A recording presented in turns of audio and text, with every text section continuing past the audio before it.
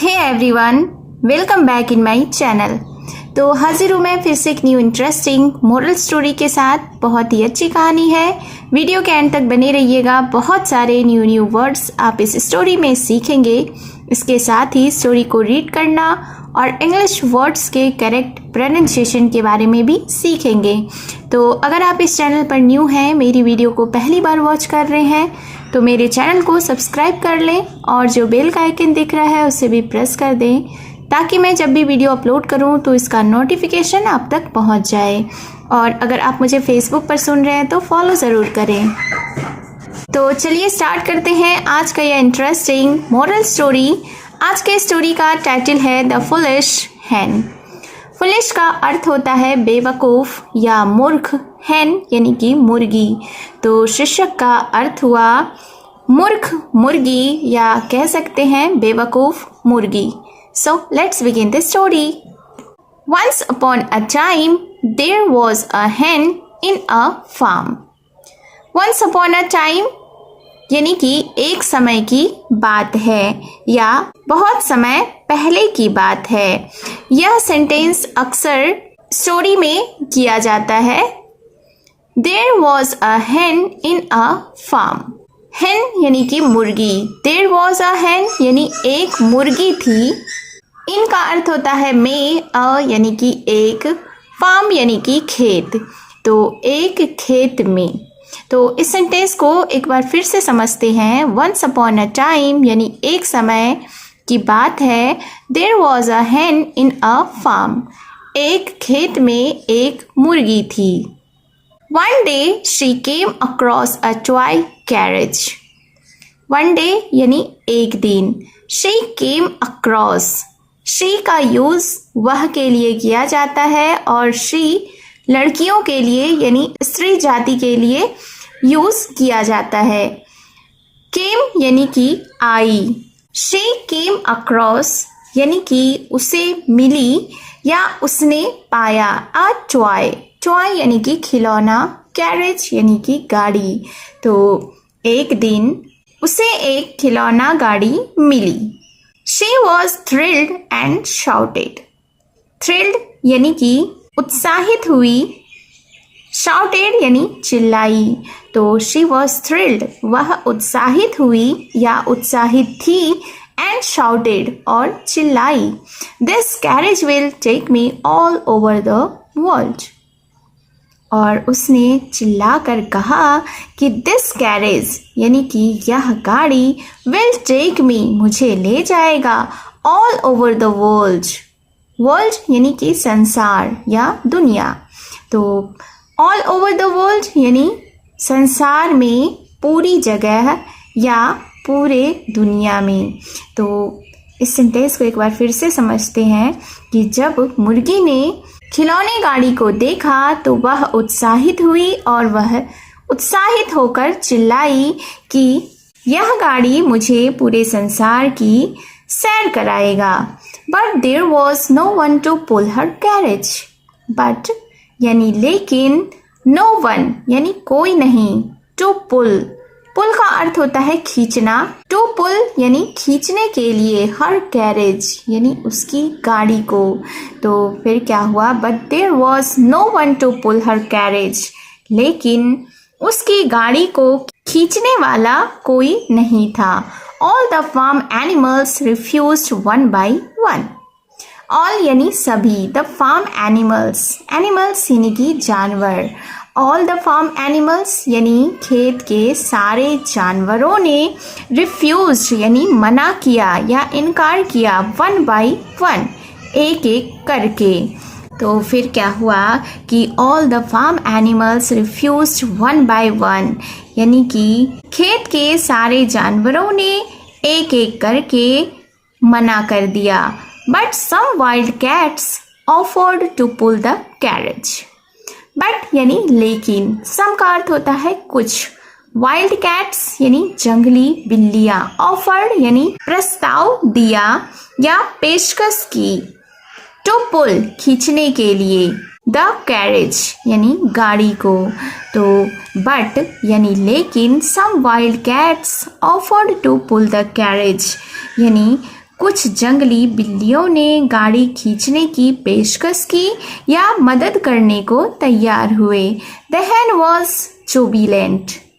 जुबिलेंट का अर्थ होता है बहुत खुश होना। तो द hen was jubilant यानी कि मुर्गी बहुत खुश थी।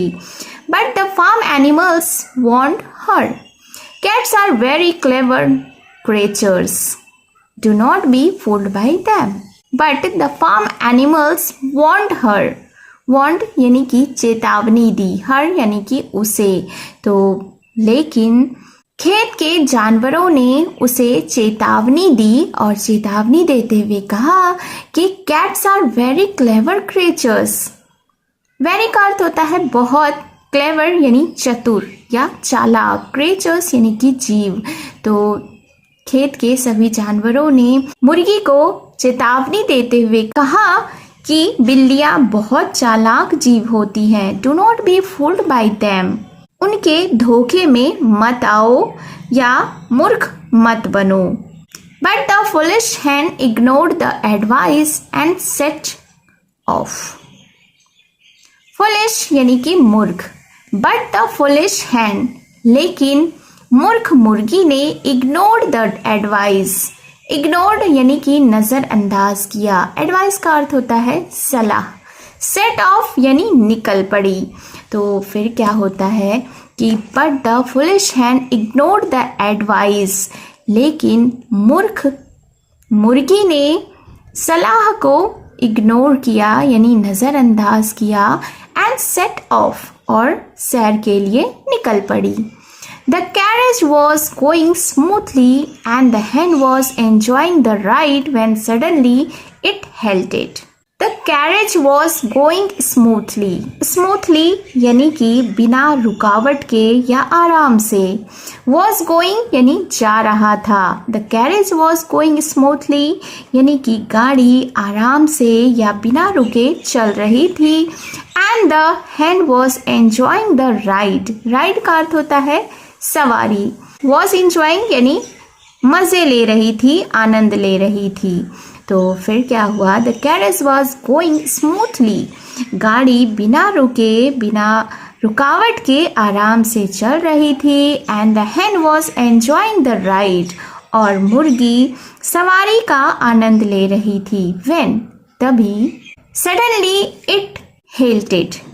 halted यानी कि रुकी। तो फिर सडनली का अर्थ होता है अचानक। तो फिर क्या हुआ कि तभी अचानक गाड़ी रुकी। The surprised hen ordered. Surprised यानी कि आश्चर्यचकित या हैरान। hen ऑर्डर्ड, ऑर्डर्ड यानी आदेश दिया। तो हैरान मुर्गी ने आदेश दिया पुल ऑन। पुल ऑन यानी खींचो, या यूँ कह सकते हैं कि हैरान मुर्गी ने आदेश देते हुए कहा कि चलो आगे बढ़ो।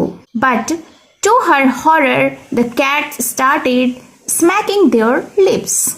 बट यानी कि लेकिन, टू हर हॉरर। अब यहाँ पे हॉरर का अर्थ डर होता है, लेकिन यहाँ पे जो सेंटेंस बन रहा है वो है बट टू हर हॉरर, यानी कि लेकिन उसकी डर के मारे हालत खराब हो गई। The cats started smacking their lips। started यानी शुरू किया, smacking, smack का अर्थ होता है चाटना, lips यानी कि होंठ। तो फिर क्या हुआ? The cats started smacking their lips यानी कि बिल्लियों ने अपने होंठ चाटना शुरू किया या बिल्लियाँ अपने होंठ चाटने लगी। The terrified hen was far away from home and friends। Terrified यानी डरी हुई। hen was far away, far away यानी बहुत दूर। from यानी कि से, home यानी कि घर। फ्रेंड्स का अर्थ होता है दोस्त। तो इस सेंटेंस को देखते हैं। The terrified hen was far away from home and friends यानी कि डरी हुई मुर्गी अपने घर और दोस्तों से बहुत दूर थी। She tried to escape but the cats pounced upon her and ate her। tried यानी कि कोशिश की। escape का अर्थ होता है बचना। तो शी ट्राइड टू एस्केप यानी उसने बचने की या भाग निकलने की कोशिश की, but the cat pounced upon her, pounce यानी कि झपटा, अपॉन हर यानी उस पर, एंड एट हर और उसे खा लिया। तो इस सेंटेंस को एक बार फिर से देखते हैं। शी ट्राइड टू एस्केप यानी कि उसने भागने की कोशिश की, but the cats pounced upon her and ate her, लेकिन बिल्लियां उस पर झपटी और उसे खा गई। And that was the end of the foolish hen. End यानी कि समाप्त, एंड यानी कि और that was the end of the foolish hen यानी कि और यही उस मूर्ख मुर्गी का अंत था। Moral of the story is pride goes before fall. Pride का अर्थ होता है अहंकार, गोस यानी कि जाता है, बिफोर यानी पहले, फॉल यानी कि पतन। प्राइड गोस बिफोर फॉल यह एक फेमस प्रोवर्ब है यानी प्रसिद्ध कहावत है, जिसका अर्थ है कि अहंकार पतन से पहले जाता है। अर्थात यह कह सकते हैं कि घमंड हमेशा विनाश का कारण बनता है। So it was this short moral story. I hope you have enjoyed this story. और कमेंट बॉक्स में ज़रूर बताएं कि आपको यह स्टोरी कैसी लगी और मेरा यह प्रयास कैसा लगा। और अगर आपने अभी तक मेरे चैनल को सब्सक्राइब नहीं किया है तो जल्दी से चैनल को सब्सक्राइब कर लें, बेल का आइकन भी हिट कर दें, और अगर आप मुझे फेसबुक पर वॉच कर रहे हैं तो फॉलो ज़रूर करें। तो मिलती हूँ मैं फिर से एक न्यू इंटरेस्टिंग मोरल स्टोरी के साथ। Thank you for watching.